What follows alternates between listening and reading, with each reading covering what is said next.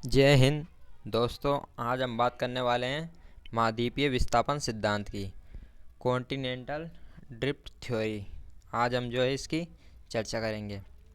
और ये जो पीडीएफ है आप टेलीग्राम से डाउनलोड कर लेना, उसकी लिंक आपको नीचे डिस्क्रिप्शन में मिल जाएगी। तो चलिए बढ़ते हैं आगे और जानते हैं कि महाद्वीपीय विस्थापन सिद्धांत क्या है।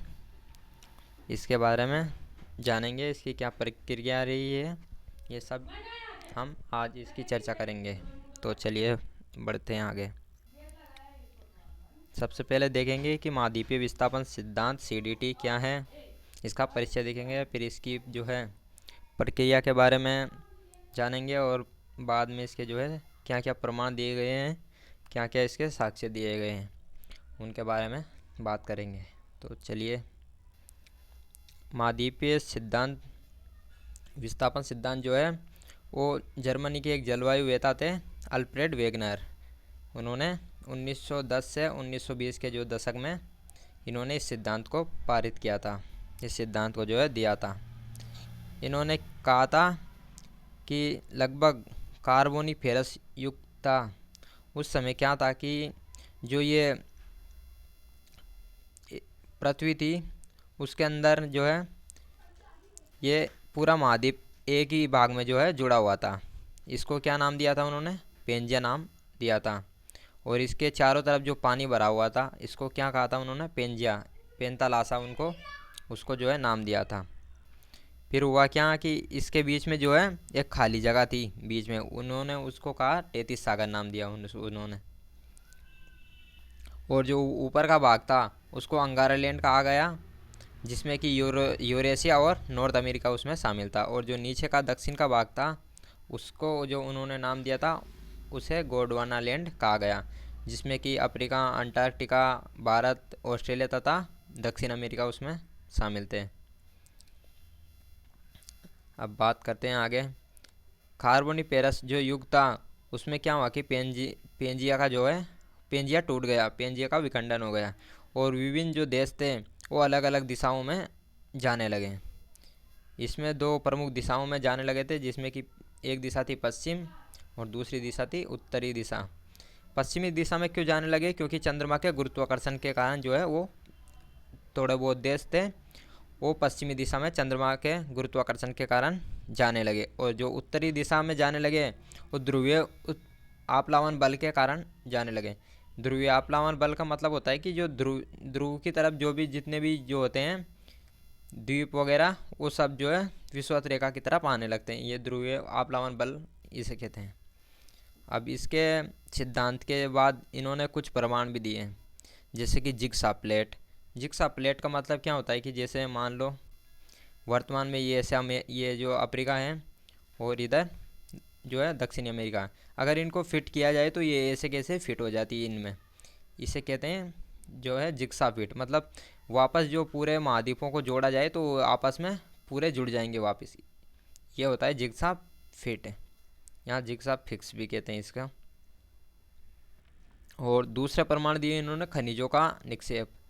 मतलब जैसे अभी जो है अफ्रीका है और जो दक्षिणी अमेरिका है जहाँ पर ये खनिज पाए जाते हैं, उसी जगह पर जहाँ अफ्रीका में भी ऐसे ही खनिज पाए जाते हैं जो दक्षिणी अमेरिका में इस साइड पाए जाते हैं। तो मतलब कभी ना कभी ये जो एक दूसरे से जुड़े हुए होंगे, इसलिए इन्होंने खनिजों का दूसरा जो है प्रमाण दिया। उसके बाद जो इन्होंने कुछ जो है जीवाश्म संबंधी प्रमाण दिए, जैसे कि एक पौधा था ग्लोसो पेट्रिक्स और एक जीव था मेसा सोरस।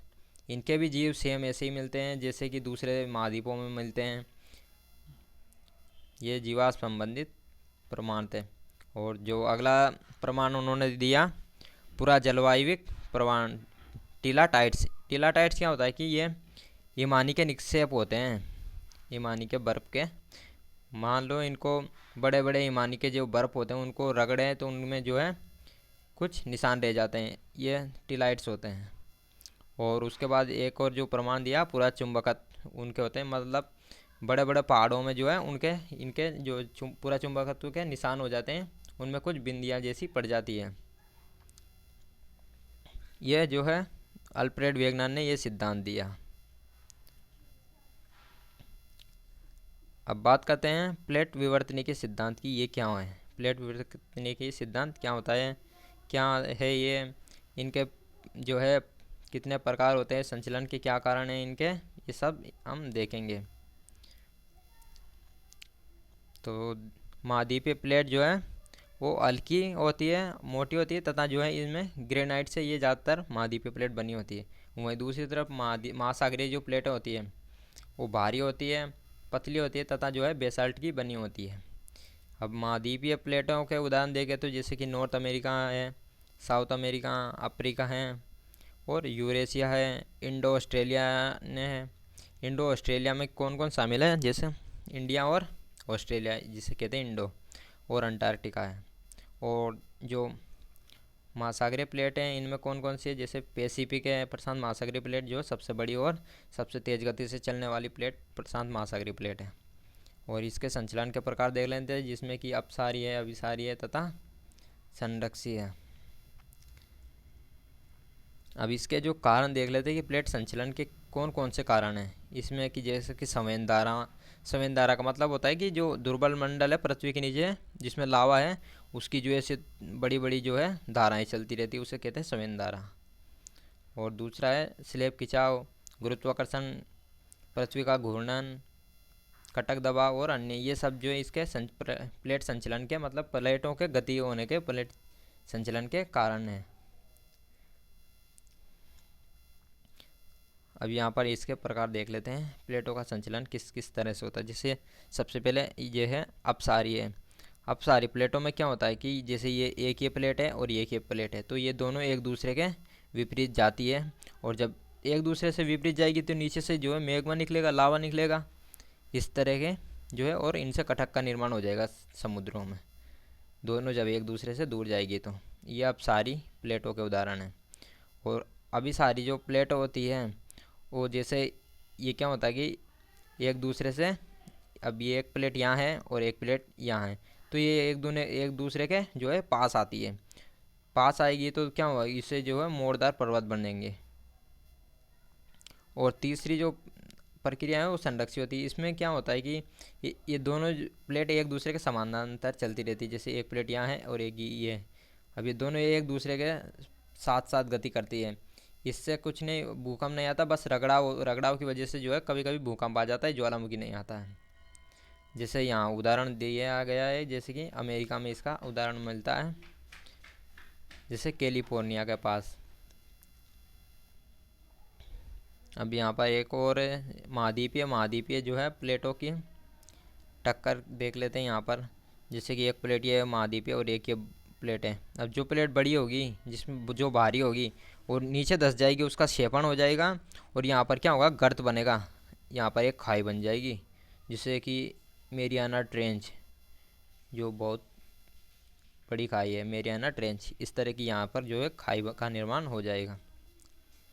और यहाँ पर जो भारी प्लेट जो नीचे जाएगी तो यहाँ से पिघलेगी अंदर जाकर दुर्बल मंडल में, और यहाँ से जो है लावा बाहर निकलेगा और ज्वालामुखी की प्रक्रिया होगी और वलित पर्वतों का निर्माण होगा। इस तरह ये प्लेट जो है महाद्वीपीय प्लेटों की टक्कर होती है।